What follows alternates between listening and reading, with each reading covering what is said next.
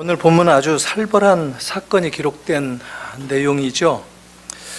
보통 이런 본문을 가지고 설교를 준비할 때 은혜를 끼칠 자신을 가지고 있는 목회자들은 드물 것입니다. 저도 좀 답답한 생각을 하면서 이 본문을 읽었습니다. 어떻게 접근해서 다뤄야 할지 처음엔 쉽지 않았고요. 이럴 때야말로, 이런 말씀이야말로 겸손하게 또 솔직하게 본문을 있는 그대로, 그리고 맥락의 흐름에 충실히 접근해서 해석을 하고 또 메시지를 얻는 것이 어떻겠는가, 이렇게 살펴봤습니다. 오늘 같은 마음으로 여러분들도 이 말씀을 같이 좀 나누는 시간이 되었으면 좋겠습니다. 사도행전 5장 처음 말씀인데 4장까지 아주 모든 게 좋은 그런 분위기였습니다. 매우 교회가 잘 나가고 있었죠. 1장에 예수님의 승천하신 후에 또 사도들과 120 문도가 마가의 다락방에서 기도하면서 기다렸고, 또 약속하신 성령이 오순절에 임함으로 비로소 교회의 역사가 시작된 그 이야기가 아주 평이하게 그리고 굉장히 발전적으로 기록되어 있었습니다. 그리고 처음에 교회에 참여했던 모든 사람들, 성령이 충만했다 거듭해서 반복되어 표현되고 있었습니다. 모두 마음을 열고 헌신한 그런 결과 교회는 계속해서 성장했다 하는 것이었습니다. 복음으로 하나 된 이 공동체에 2장도 그렇고 4장도 그렇고 미담이 넘쳐났습니다.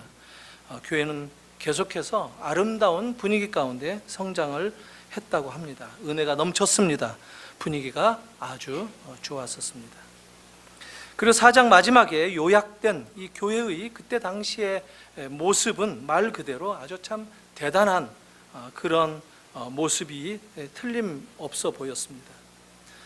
하나님의 백성들의 이 공동체라고 하는 이 그림은 매우 아름답게 소개되고 있습니다. 부활의 복음이 은혜를 더하게 할 뿐만 아니라 성도들은 마음과 뜻이 하나가 되었고, 심지어 모든 물건들을 서로 통용할 정도였고, 누구든지 자기 재물을 자기 것이다 라고 주장하는 사람도 없었다, 이렇게 전하고 있습니다. 그런 가운데 4장 마지막 부분에 한 돋보이는 인물이 소개되고 있습니다. 바나바였습니다. 바나바는 성령 충만한 사람으로 등장을 합니다. 원래 이름은 요셉이었다 합니다. 바나바라는 것은 사도들이 지어준 별명이었을 것입니다. 위로의 아들이라는 뜻이죠. 그의 아마 사람 됨됨이의 이 면모를 보여주는 별명이 아닌가 싶습니다. 원래 이 바나바는 이 키프로스, 사이프러스라고 그러죠. 이 지중해 동북쪽에 있는 섬에 살던 레위 지파의 디아스포라 유대인이었습니다. 아마 이 사람이 팔레스틴 지역에 자기 밭, 이 땅을 소유하고 있었던 모양인데, 그 밭을 팔아서 사람들의 필요를 채워달라고 사도들에게 내어놨다 하는 이야기가 4장 말미에 기록되고 있습니다. 그래서 사람들은 그를 칭찬했고 칭송했고 또 존경했다, 이렇게 나옵니다. 이게 4장에 나와 있는 초기 교회의 아름다운 마지막 그림의 모습입니다. 그런데 그런 미담 이야기가 코너를 돌자마자 5장에는 아주 충격적인 사건이 갑작스럽게 등장합니다. 아주 살벌하고 삭막한 그런 이야기죠. 아나니아와 삽비라라고 하는 이 부부가 불행하게도 3시간 간격으로 죽게 되었다 하는 그 이야기가 오늘 본문입니다. 사도행전 이제까지 흘러왔던 이 본문의 흐름에 전혀 어울리지 않는 내용처럼 여겨집니다. 교회가 승승장구하고 성장하고 있는데 찬물을 확 끼얹는 충격적인 사건입니다. 도대체 누가는 어떤 의도를 가지고 이런 우울한 이야기를 갑자기 자기 책에 그 흐름을 깨고 집어넣었을까? 도대체 그 의도는 무엇일까? 이것이 오늘 저와 여러분들이 같이 살펴봐야 할 그런 메인 이 핵심이 아닌가 싶습니다. 먼저 이 사건의 경위를 좀 살펴보겠습니다. 아나니아 삽비라 부부도 바나바처럼 자기 소유를 팔아서 사도들에게 헌금할 것을 의논하고 결정한 것 같습니다. 부부가 같이 의논했다, 서로 알고 있었다 하는 겁니다. 그런데 그게 좀 위선적이었던 것 같습니다. 바나바가 사람들에게 칭찬도 듣고 존경도 받고 하니까 자기도 그런 식으로 되고 싶다 하는 그런 뜻으로 그 의도를 가지고 헌금할 계획을 세운 모양입니다. 부부가 그걸 공모했다 이렇게 얘기합니다. 죄를 져도 부부가 같이 짓는 것, 이것은 우리들도 경험하는 아담과 하와 이래로 지금까지 계속되는 그런 모습이죠. 왜 그럴까요? 그만큼 부부가 친밀하다는 것이죠. 부부가 그만큼 다 하나처럼 한 몸이다라는 것이죠. 공동 운명적인 그런 하나됨, 이것을 성경도 자연스럽게 표출시키고 있지 않겠는가 생각이 듭니다. 죄를 져도 부부가 같이 짓는다 하는 것이죠. 그런데 불행하게도 이런 거짓과 위선이 들통이 났습니다. 베드로가 알아버렸습니다. 그리고 둘 다 3시간 간격으로 죽게 되었다 하는 이야기입니다. 사건의 경위만 놓고 본다면 아주 참 충격이 큽니다.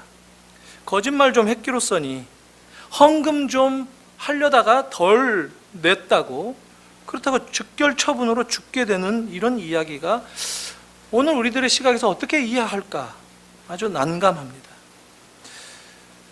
이런 대목에서 보통 사람들의 반응이 충분히 이해할 만한데, 하나님이 너무 심하시다 이렇게 문제를 제기하는 사람도 있습니다. 사랑이 하나님이라고 하시는데 하나님이 의외로 잔인한 면모가 있으시다 이렇게 여기는 사람들도 종종 있습니다.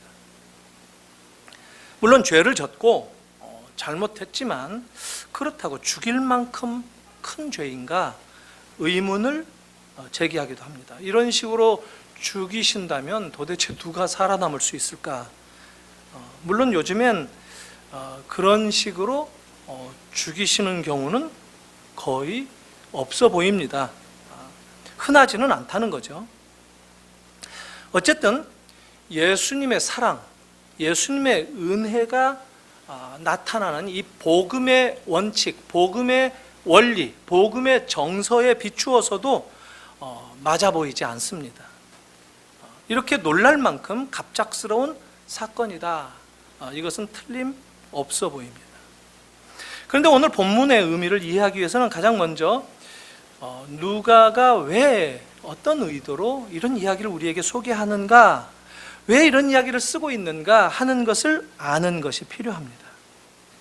누가는 오늘 이 말씀 맥락을 이렇게 보니까 4장 마지막 이야기와 5장 아나니아 삽비라 이야기를 의도적으로 연결시켜서 기록을 했던 것으로 보입니다.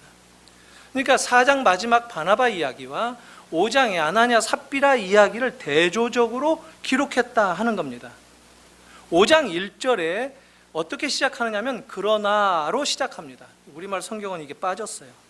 우리말 성경은 정말 중요한 말은 빼뜨립니다.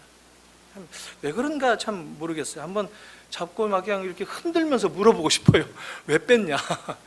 헬란말로 5장 시작할 때 이 데라고 하는 그러나, but 이 말이 들어갑니다. 무슨 얘기냐면 4장 마지막 절과 마지막 부분의 이야기와 5장은 대조된다는 것이죠. 앞에 이렇게 있었다, 바나바가 이런 일을 했다, 그러나 아나니아 삽비라는 이런 일을 저질렀다, 이렇게 대조적으로 연결하기 아주 적합한 부사 그러나를 집어넣는 것으로 앞에 흐름을 확 뒤집는 이런 기법으로 글을 내려가고 있다 하는 겁니다. 누가는 4장 마지막 부분에서 초기 교회의 아름다운 분위기를 얘기했는데 5장에서는 그 동일한 초기 교회에서 일어난 전혀 다른 이야기를 같이 말하고 있다 하는 겁니다.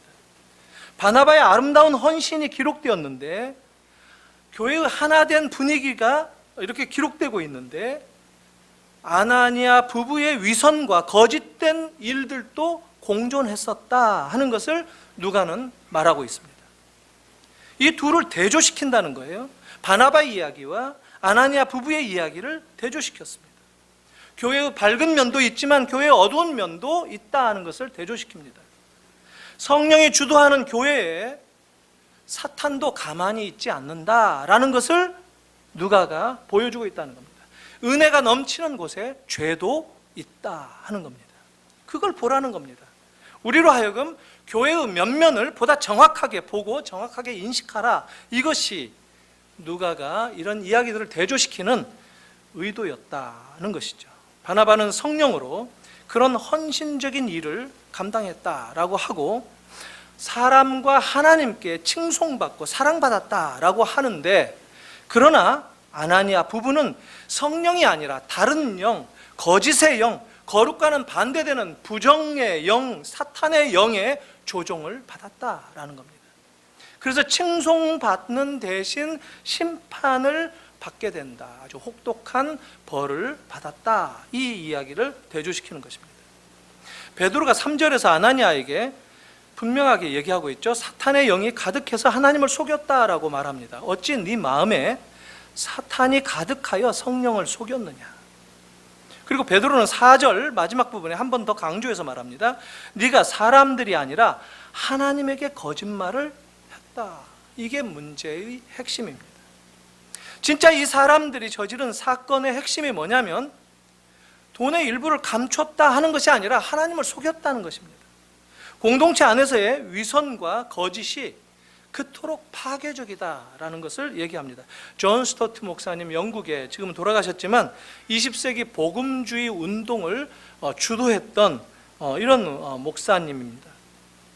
이분이 아나니아 삽비라의 문제를 뭐라고 말했느냐면, 그들이 돈을 내어놓은 동기가 문제가 있는데, 그것은 정말 가난한 사람들을 돕기 위해서가 아니라 자기 자신의 이고, 이 자기의 에고를 자랑하기 위해서였다라고 지적합니다. 무슨 얘기냐면 자기들이 드러나기 위해서, 자기들이 돋보이기 위해서, 뭔가 좋은 얘기를 사람들에게 듣기 위해서 거짓을 꾸몄다라는 겁니다. 어떤 사람은 실제로 제가 들어봤는데 이 얘기를 이렇게 하면은, 야, 사람들이 그렇게 살지 않냐? 이렇게 얘기하는 사람이 있습니다. 사람들이 자기를 인정받고 자기를 드러내기 위해서 거짓말도 하는 거, 이게 정상이다 라고 얘기하는데, 그렇게 생각한다면 얼른 고쳐야 됩니다. 아나니아는 지금 그 사실 때문에 그 자리에서 죽게 되었다라고 오늘 말씀이 가혹하게 기록하고 있습니다. 그는 회개할 기회도 갖지 못했습니다. 아내 삽비라 역시, 이 삽비라라는 말은 샤파이어, 아주 아름다운 보석이라는 뜻의 이름입니다.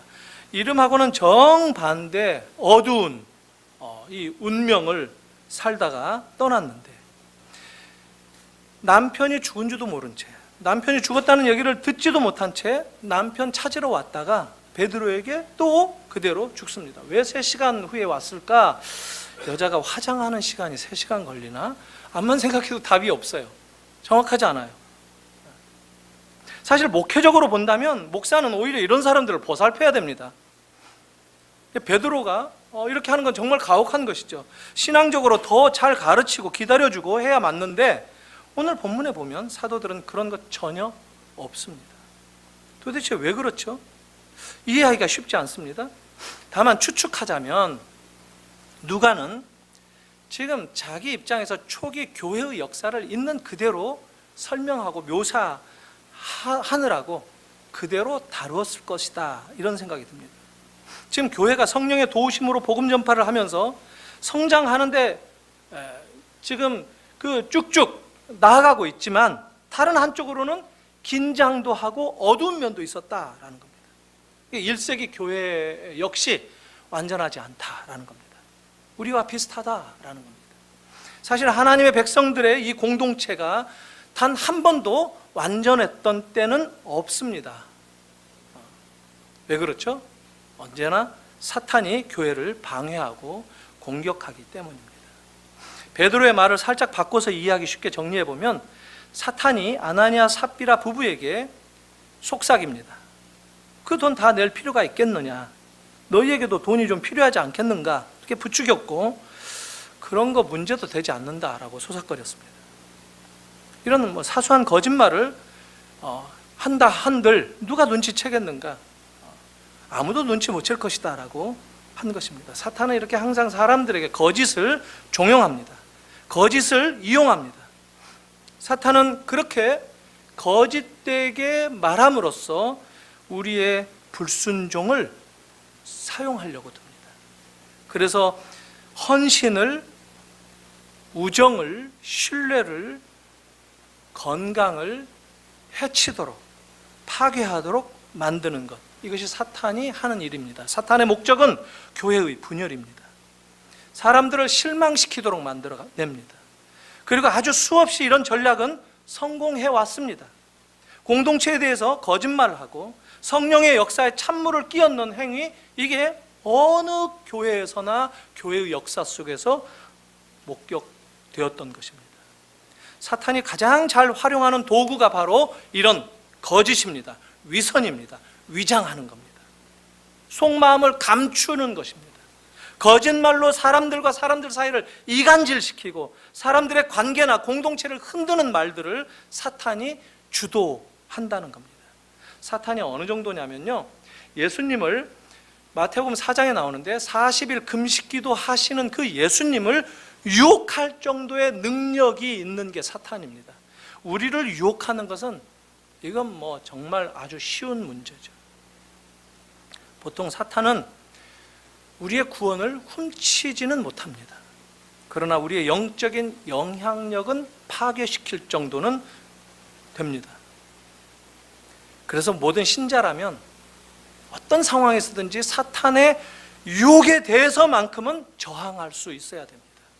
그러기 위해서는 복음을 붙잡아야 됩니다. 성령을 의지해야 됩니다. 종종 이런 사탄의 유혹은 교회에 자꾸 이게 불만을 가지도록 부추깁니다. 이거 거절해야 됩니다. 거짓을 자꾸 퍼뜨립니다. 누가 뭐 했다고, 누가 이랬다고, 이럴 거라고 자꾸 얘기를 해야 됩니다. 속입니다. 거짓을 진짜처럼 퍼뜨립니다.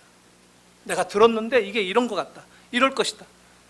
솔직히 말씀드리면 우리 교회에도 이런 일 비일비재합니다.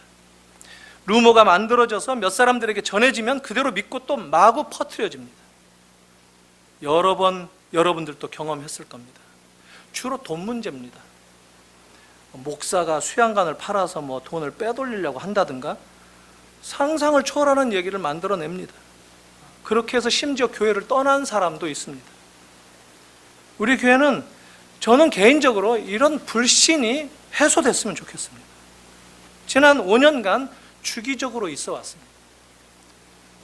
불신을 하게 만든 사람도 문제지만 불신에 휘말려드는 사람도 결국 사탄의 도구가 되는 것 문제입니다. 사탄의 전략은 교회를 파괴시키는 겁니다. 사실 저도 개인적으로 목사가 교회 재산을 팔아먹는다든가 이러면 죽여 마땅하다고 생각합니다. 왜 저 목동의 어떤 정무 목사는 한 3년 가까이 감옥에 갔다 오지 않았습니까?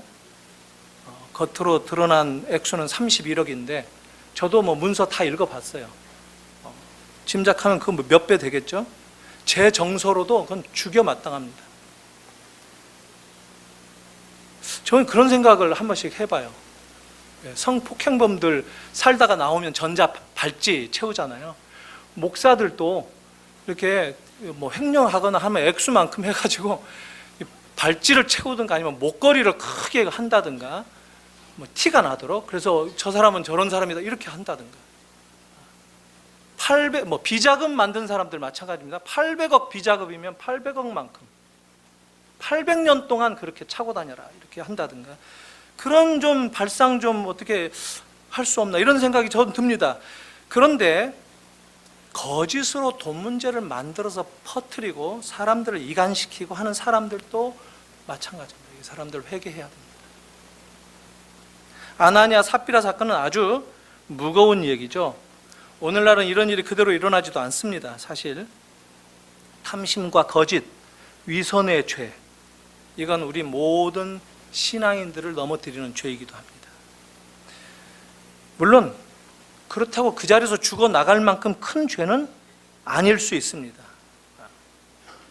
그렇지만 너무 쉽게 하나님의 무서운 심판만을 부각시켜서 하나님이 사랑의 하나님이어야 되는데 이런 사건이 왜 생기는가? 이렇게 말하는 것도 저는 문제라고 생각합니다. 너무 그럴 필요도 없습니다.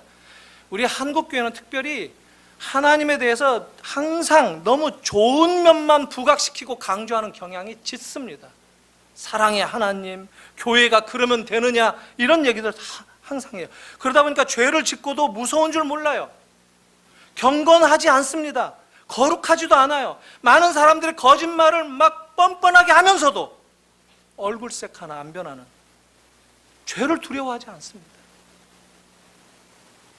오늘 마지막 구절을 보면은 아나니아 삽비라 이 부부 사건 이후에 교회 분위기가 살짝 나옵니다. 온 교회와 이 일을 듣는 사람들이 크게 두려워했다라고 합니다.